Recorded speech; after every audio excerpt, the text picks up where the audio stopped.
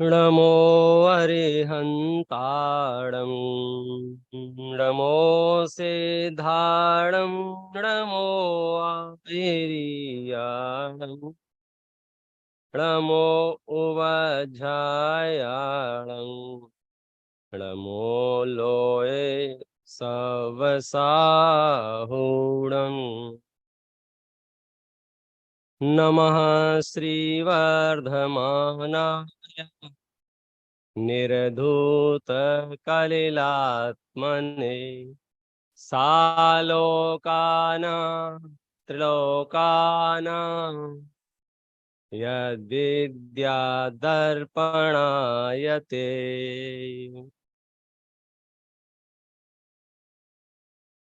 चैतन्य धाम, चैतन्य का धाम है ये। प्रवेश करके देखते हैं इस चैतन्य धाम में क्या है।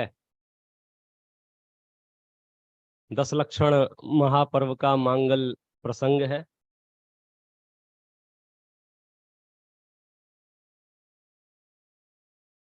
और अभी अभी हमने प्रवचन सार जैसे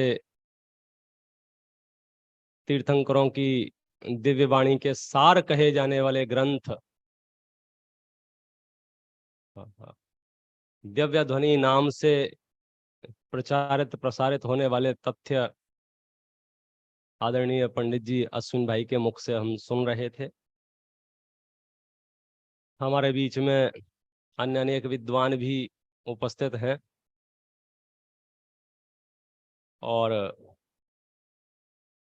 थोड़ी सी चर्चा हम यहाँ रत्न करंड श्रावकाचार के माध्यम से करेंगे।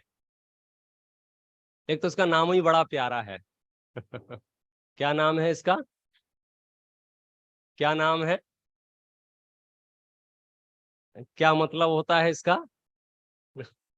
रत्नों का पिटारा। रत्नों की पेटी, रत्नों का संदूक, रत्नों का पिटारा, करंड माने समूह। रत्नों का समूह है ये। और योग संयोग की बात कह लीजिए, कुछ देर पहले यहाँ चरणान योग चूलिका चल रही थी। तो पहला निवेदन तो यही है कि जो लोग चरणान चूलिका में प्रवेश करते हो, हमारी बहुत बहुत अनुमोदना है। लेकिन जो अपने आप को चरणान योग चूलिका में प्रवेश करने में असमर्थ हो, वो वापस घर ना जाएं, बैठे रहें। उनके लिए रत्नकरंड श्रावकाचार है। आचार्यों ने ये कहा है कि यदि कोई मोक्ष का इच्छुक जीव आए तो उसे प्रथम तो मुनि धर्म का ही उपदेश देना। अमृतचंद्र आचार्य देव तो ये कहते हैं, यदि कोई मोक्ष का इच्छुक उपदेश सुनने आया और आपने उसे मुनि धर्म का उपदेश ना देते हुए श्रावक धर्म का उपदेश दिया तो आप दंड के पात्र हैं। क्या बात कह रहे हैं? हाँ हाँ, यदि वो संतुष्ट हो गया उसी में तो फिर वह उत्तम धर्म से वंचित रह जाए। और आज अभी आपको पहले चरणान योग चूलिका, वस्तु का स्वरूप, पदार्थ ज्ञान, और यदि आपको ऐसा लग रहा हो कि मुनि धर्म अंगीकार करने की भावना तो तीव्र है, लेकिन अभी मुझे थोड़ा ठीक नहीं लग रहा है। जैसे होता है ना कि शिखर जी मुझे चलना तो है, भावना तो है कब तीर्थ वंदना के योग बने, लेकिन अभी पता नहीं, जब से ये थोड़ा मैं बाहर से घूम के आया हूँ, ठीक नहीं लग रहा है। तो क्या करूं कि अपने लोकल के मंदिर में जाके बैठता हूं। तो जिनको भी मुनि धर्म में अपनी कमजोरी महसूस हो रही हो, वे उदास ना हो, वे निराश ना हो। जब तक मुनि धर्म आएगा तब तक श्रावक धर्म का पालन करो। देखो, ये हमारा बहुत बड़ा सौभाग्य है। ज्यादातर आचार्यों ने मुनि धर्म के अनुसार, मुनि धर्म के जीवन को लेकर, मुनि धर्म के आसपास वातावरण में रह के चीजें लिखी हैं। क्यों? एक तो वो खुद मुनि थे, और उनके शिष्य भी वही थे। तो अधिकांश उनके जो प्रवचन होते थे, व्याख्यान होते थे, लेखन होता था, उसमें वो मुनिराज मुख्य होते थे। मूल गाथाएं आप पढ़ेंगे तो आपको अनेक जगह मुनि शब्द मिल जाएगा, हे मुनि, हे मुनि, मतलब वो संबोधन भी उनके लिए है। और प्राचीन ग्रंथों में, प्रमाणिक ग्रंथों में मुनि धर्म के प्ररूपक अनेक शास्त्र मिल जाएंगे। लेकिन हमारे लिए, हमारे जैसे कमजोर लोगों के लिए, हमारे जैसे पामर लोगों के लिए समंत भद्र आचार्य जैसे समर्थ आचार्यों ने करुणा करके, कृपा करके ये ग्रंथ बनाया है। और उन्होंने प्रारंभ में ही जो बात कही है बहुत महत्वपूर्ण है। शुरुआत में ही उन्होंने कह दिया कि मैं पूरे ग्रंथ में क्या बताने वाला हूं। श्लोक नंबर 2 है, यहां लिखते हैं, देशयामि समीचीनम।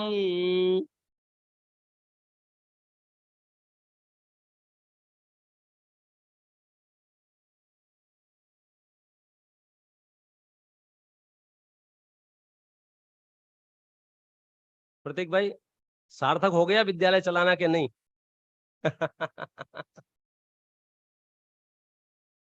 और क्या चाहिए इस गिरते हुए काल में? यदि हमारे बालकों के कंठ में ये श्रुत विद्यमान है, ये सच में आज वर्तमान में सर्वोत्कृष्ट पुण्य लिए घूम रहे हैं ये बच्चे, जिनको ये जिनवाणी सुनने को, पढ़ने को, समझने को मिले। यहां से हम आधा बोले वो पूरा कर देते हैं, गलत बोले सही कर देते हैं। क्या चाहिए आपको? अर्थ क्या है इसका?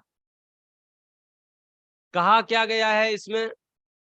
तो आचार्य देव कहते हैं, देशयामी समीचीनम धर्मम, कि मैं आपको समीचीन धर्म कहूंगा। कौन सा धर्म कहूंगा? समीचीन धर्म कहूंगा। तो आपने धीरे से बोला, हमें कैसे पता चलेगा कि आप जो कहोगे वो समीचीन धर्म है? आपने तो कह दिया कि हम समीचीन धर्म कहेंगे, हमें कैसे पता चलेगा?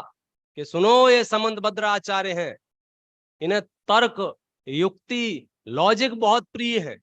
न्याय के प्रतिष्ठापक आचार्यों में इनका नाम है। इन्होंने जो ग्रंथ लिखे हैं वो इतने प्रकांड और इतने गहरे हैं, भाषा की दृष्टि से, व्याकरण की दृष्टि से, भावों की दृष्टि से। एक ग्रंथ तो स्तुति विद्या है, आप पढ़ें उसको। अभी अपन ने जो पुस्तिका भी विमोचन होगा उसमें भी कुछ उदाहरण उसके दिए हैं। एक ही अक्षर से पूरा श्लोक बना दिया। हम यहाँ 1 मिनट 5 मिनट कुछ बोलना हो, एक पन्ने पे लिखने के लिए एक दूसरे को फोन करते हैं, कुछ मैटर दो भैया, क्या बोलेंगे, वाक्य आगे पीछे नहीं हो जाए। शब्द चाहिए बहुत सारे, बोलते समय वोकैबुलरी चाहिए। ऐसे अपन को कोई भाषा बोलनी हो तो क्या चाहिए? शब्द विज्ञान चाहिए ना, बहुत सारे शब्द चाहिए। अमृतचंद्र आचार्य देव एक अक्षर से पूरा श्लोक बना देते हैं, 2 अक्षर से श्लोक बना देते हैं, एक पद बना देते हैं, बोले आगे पलट दो, इसको उल्टा लिख दो, अगला पद बन जाएगा। श्लोक है, पारावार रवारापा, पारावार लिखा मतलब समुद्र है, क्या रवारापा आपकी दिव्य ध्वनि। एक एक अर्थ ऐसे निकलते हैं। देवागम स्तोत्र लिखा, भगवान की स्तुति कर रहे हैं, और उद्घाटन समारोह कहां से? भगवान ध्यान रखना मैं इसलिए आपको महान नहीं मानता हूं क्योंकि आपका विहार आकाश में होता है, क्योंकि आपका गमन आकाश में होता है, आपके ऊपर चंवर ढुरते हैं, क्योंकि आपके पास देवता लोग आते हैं। मानो भगवान ने कहा हो तो अच्छा, इसलिए कि हमारा शरीर अंतर और बाह्य पवित्रता से सहित है? बोले नहीं नहीं नहीं नहीं, इसलिए भी नहीं। तो हमने तीर्थ चलाया है, ग्रंथ बनाए, नहीं नहीं इसलिए नहीं। सर्वेशाम आपता नास्ति कश्चिदे भवेद गुरु। मैं सिर्फ आपको एक हिंट दे रहा हूं कि बहुत बड़े, बहुत समर्थ, बहुत दिग्गज, और क्या कहना चाहिए, प्रभावना के इतने शौकीन आचार्य कि जगह जगह, गांव गांव, नगर नगर में घूम घूम के वो रणभेरी बजा देते थे। हे राजन, यस्यास्ति शक्ति सवदतु पुरतो जैन ग्रंथवादी। स्पष्ट घोषणा, हे राजा, जिसकी सामर्थ्य है वो आए, चारों तरफ जैन निर्ग्रंथवादी विचरण कर रहा है। हम तो अभी खिसक जाते हैं, कौन माथा पच्ची करेगा। हम तो निकल लेते, जहां ऐसा लगे कि ज्यादा समझाना पड़ेगा, भैया हमारे बस की बात नहीं है, आकुलता हो जाए, बेचैनी हो जाए, घबराहट हो जाए। आचार्य क्या कह रहे हैं? वो काल शास्त्रार्थ का काल था, और शास्त्रार्थ एक बहुत बढ़िया विधा थी किसी भी चीज के बारे में निर्णय करने के लिए। गांव गांव में चबूतरे बने रहते थे, घंटी टंगी रहती थी, कोई भी विद्वान आए घंटी बजा दे, इतने बजे लोग इकट्ठे हो जाएंगे। किसके लिए? शास्त्रार्थ करने के लिए। गांव गांव घूम घूम के जिन शासन की पताका लहराई है, स्वमत मंडन परमत खंडन किया है, तर्क से, युक्ति से। हम लोग तो जब पढ़ते थे, हम विद्यार्थी समनभद्र आचार्य को लॉजिकाचार्य बोलते थे, क्योंकि इनकी कोई भी बात आएगी लॉजिक पहले आएगा। और हम सब इस बात के बहुत प्रिय हैं, यदि किसी को युक्ति मिल जाए, लॉजिक मिल जाए, फिर उसको कुछ नहीं चाहिए। मैं कहता हूं कि इतने बड़े आचार्य ने कैसी करुणा की, कैसी करुणा की, कि श्रावकों के कल्याण के लिए हमारे लिए स्पेशल ग्रंथ बनाया। कस्टमाइज पैकिंग है ये। आप ऑर्डर देते हो ना कोई चीज का कि हमको फोन चाहिए, तो इसमें 256 था, आपने कहा नहीं मेरा 256 में काम नहीं चलता है, मुझे एक टीवी का चाहिए, तो कंपनी क्या कहती है? 15 दिन रुको, हम आपके लिए कस्टमाइज करके देते हैं। मेरी भूमिका के योग्य, मेरी पात्रता के अनुसार, मेरी सामर्थ्य के अनुसार मेरे लिए कस्टमाइज ग्रंथ बनाया। और मैं अभागा यदि इसको ना पढ़ पाऊं, ना सुन पाऊं, ना देख पाऊं, बड़ा मुश्किल है। लेकिन गुरुदेव श्री के युग में, उनके प्रभावना योग में ऐसी कोई तूफान चल रहा है कि बच्चा बच्चा अब ग्रंथों का अभ्यास, स्वाध्याय कर रहे हैं। मैंने बुद्धिपूर्वक ये ग्रंथ इसलिए सामने लिया है, थोड़ी सी चर्चा करके, कि प्रेरणा देना चाहूंगा। पिछली बार इन्हीं दिनों में इसी जगह से, इसी मंच से हम दहाड़ रहे थे, आचार्य कल पंडित टोडरमल जी साहब की 300वीं जयंती के उपलक्ष्य में जो मोक्ष मार्ग प्रकाशक का स्वाध्याय प्रारंभ किया था, उसका समापन यहाँ से रखा था। कितने ही बच्चे उसके साक्षी होंगे, किन किन ने देखा था वो? अरे वाह, बहुमत हमारे पक्ष में है। बड़ों में से कितनों ने यहाँ उपस्थित थे? हाँ, उपस्थित वाले भी देखा, कितनों ने था घर बैठे भी? अरे वाह, तो रफ आइडिया तो आपको है। तो बस फेर इतना है कि अब इस बार रत्नकरण श्रावकाचार है। क्यों? क्योंकि इसमें समीचीन धर्म का वर्णन है। प्रश्न ये था कि हमें कैसे पता चलेगा कि ये समीचीन है? तो आचार्य कहते हैं कि सुनो, दो बातें ध्यान रखना। कौन सी? पहली, कर्म निबर्हणम। क्या कहा? कर्म निबर्हणम। क्या बोला? क्या बोला? क्या बोला? क्या कहा? किसका लक्षण है ये? समीचीन धर्म का। कि अगर समीचीन धर्म होगा तो कर्मों का नाश हुए बिना नहीं रहेगा। तो पहली बात तो यह है कि समीचीन धर्म किसको कहना?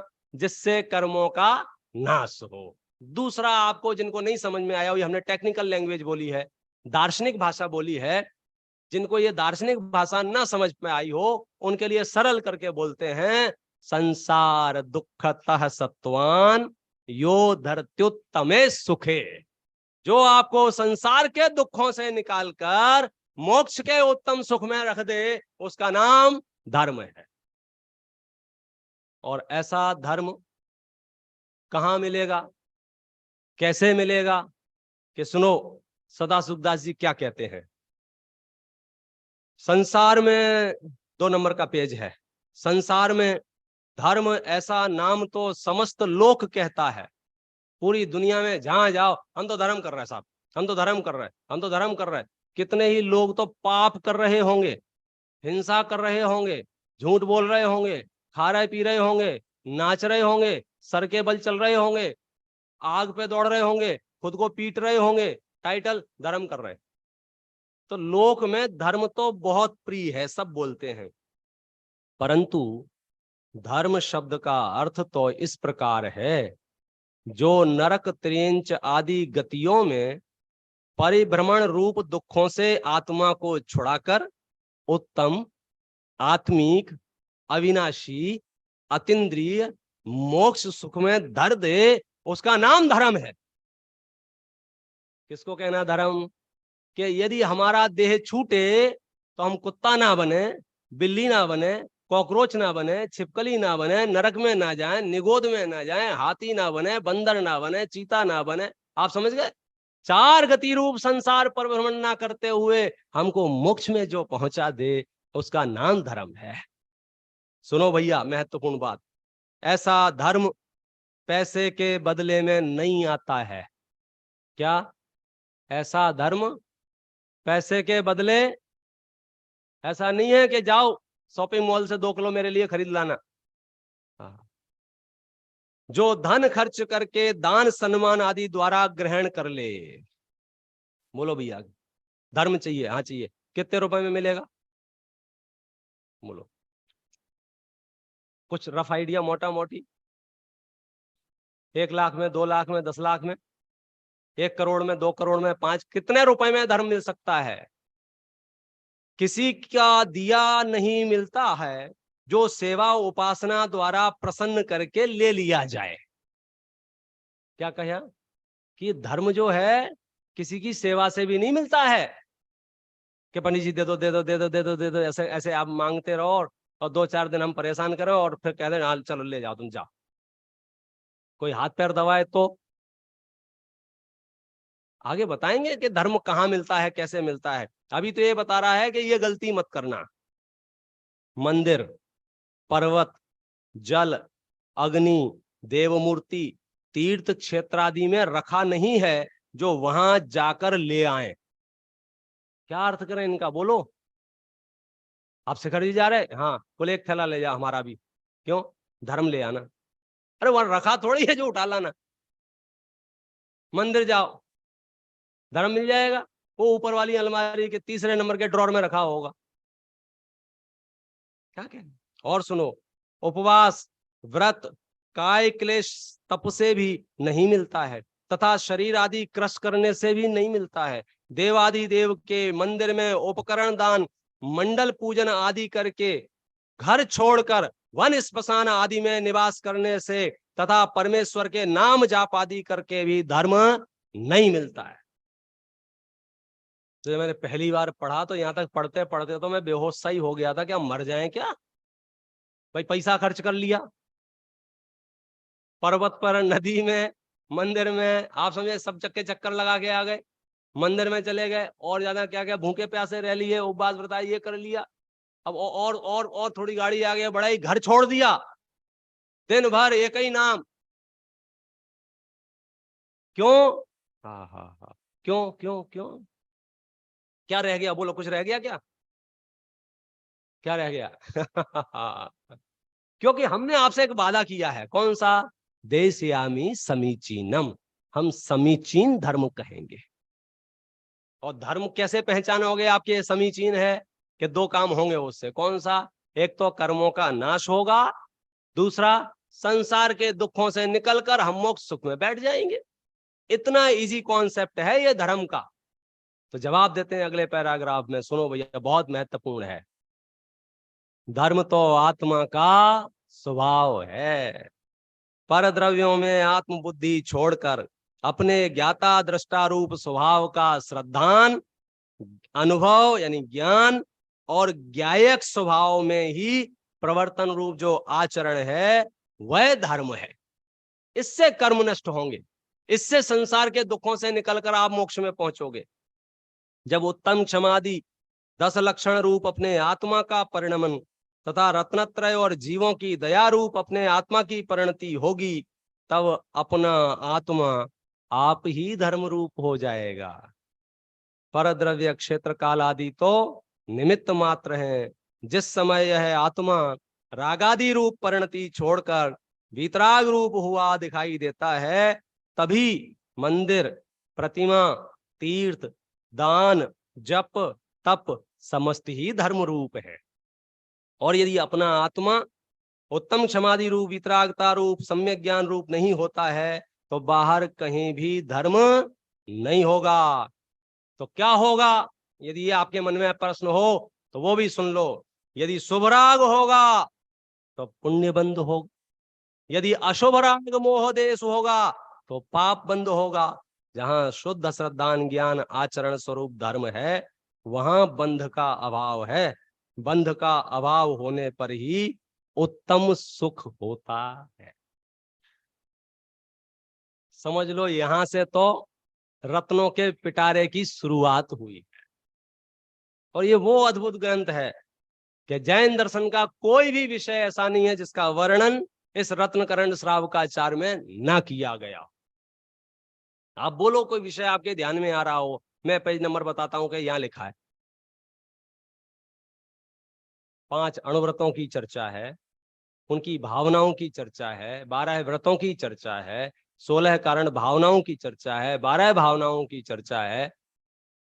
अब बोलो 10 धर्मों की चर्चा है, समोसरण का वर्णन है इन डिटेल, द्वादशांग का वर्णन है, किस किस में कितने पद हैं, सम्यक दर्शन का वर्णन है, क्षय क्षय उपसम उपसम सब। आप विषय बोलो, सत्य व्यसन का वर्णन है, कैसा वो हमारा दोस्त गुटखा खाता है, हाँ गुटखा खाने का भी वर्णन है, बताए इसमें जर्दा खाने के दोष। बोले एक रात को चर रहा था, वहां रात को चरने के से क्या नुकसान है वो भी बताया है। क्या बात कर, मतलब गुटखा, दारू, बीड़ी, सिगरेट से लेकर के शुद्धात्मा के सर्व विषयों का निरूपण इस ग्रंथ में किया गया। क्योंकि आचार्यों की जब करुणा, विद्वानों की जब करुणा दया है तो वो प्राणी मात्र के लिए, समाज के उत्थान के लिए, देश के उत्थान के लिए, परिवार के उत्थान के लिए ये आवश्यक ग्रंथ है। कंपलसरी सिलेबस में रख दूं मेरा वश चले तो, तब तो श्रावकों के पास रत्न रहेंगे। और जिस श्रावक के पास जितने ज्यादा रत्न रहेंगे उस श्रावक का जीवन उतना ज्यादा सुरक्षित रहेगा। रत्न माने नियम, रत्न माने प्रतिज्ञाएं। जिसके पास जितनी ज्यादा प्रतिज्ञाएं हैं सच में वो व्यक्ति उतना ज्यादा सुरक्षित है।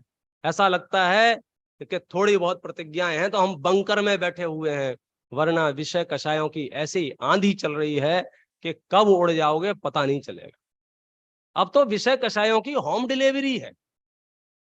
पहले तो लेने जाना पड़ता था, अब तो लोग जेब में रख के घूम रहे हैं।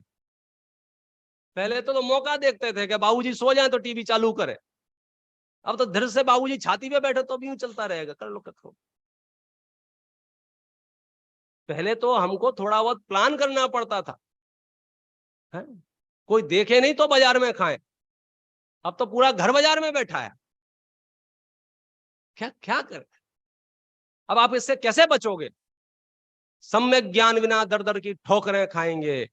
आप बस ज्ञान करा दो, ज्ञान करा दो। इसमें लिखा है अभीक्षण ज्ञान उपयोग भावना में, जिन धर्म का स्तंभ तो ज्ञान का अभ्यास ही है। ज्ञान के अभ्यास से ही भक्ष भक्ष का निर्णय होता है, ज्ञान के अभ्यास से ही योग्य अयोग्य का निर्णय होता है, ज्ञान के अभ्यास से ही ग्रहण करने योग्य छोड़ने योग्य का निर्णय होता है। इसलिए मैं सार रूप इतना ही कहूंगा कि सर्व विषयों को समाहित किए हुए ग्रंथ है। 10 लक्षण जैसा महापर्व चल रहा है, आप सब इस ग्रंथ को अद्योपांत पढ़ने के लिए संकल्पित हो, ऐसी हमारी भावना है। यहां तक कि क्या हमसे चला नहीं जा रहा है, उठा नहीं जा रहा है, बैठा नहीं जा रहा है, सर फट रहा है, ऐसा लग रहा है मौत आ रही है, सुनो तुम्हारे लिए भी इसमें विषय है। भाई कोई एकदम ही सरेंडर कर रहा हो ना, उसके लिए भी है, अलग से है, संलेखना अधिकार है। कितना विस्तृत वर्णन किया है, संबोधन दिया है, हे जीव तू सिंह की भांति तैयार हो जा। क्या बात कर, कौन इतना कॉन्फिडेंस दे? तू अजर अमर अविनाशी तत्व है, ये अपने गले में बिठा ले वे। भगवती आराधना में तो लिखा है कि प्राण क्या कहना चाहिए, प्राण कंठ तक भी आ गए हों तो भी हमें श्रुत अभ्यास में ही अपना उपयोग लगाना चाहिए। नहीं साहब मेरा मूड हो रहा है थोड़ा और आगे बढ़ूं, प्रतिमा का भी वर्णन है, 1 ले ले, 2 ले ले, 5 ले ले, 10 ले ले, 11 ले ले, और ज्यादा मन हो तो फिर तो वही आ ही जाएगा जो पहले बता रहे थे। जैनेश्वरी दीक्षी अंगीकार करके शरणानुयोग चूलिका पढ़ पढ़ के अपने परिणामों को पकाओ। हम बहुत भाग्यशाली हैं कि जिन शासन की छत्र छाया में जीवन निर्माण करने को हमें मिल रहा है, और ये रत्नकर्ण श्रावकाचार्य में जो कुछ भी वर्णन है, मैं उसका पठन पाठन करके आत्म कल्याण करूं, इस मंगल भावना से अभी की बात विराम करता हूं।